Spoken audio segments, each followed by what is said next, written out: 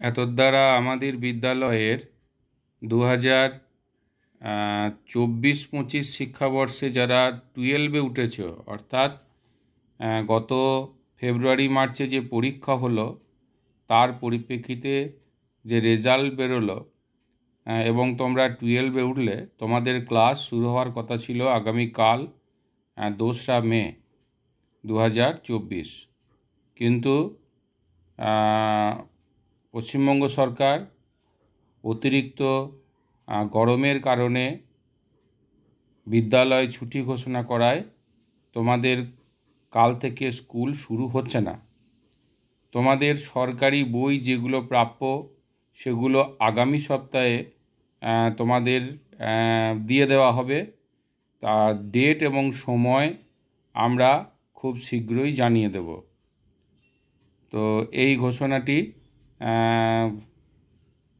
তোমরা কয়েকজন জানতে চেয়েছিলে, সেজন্য আমরা এই ঘোষণাটি করলাম।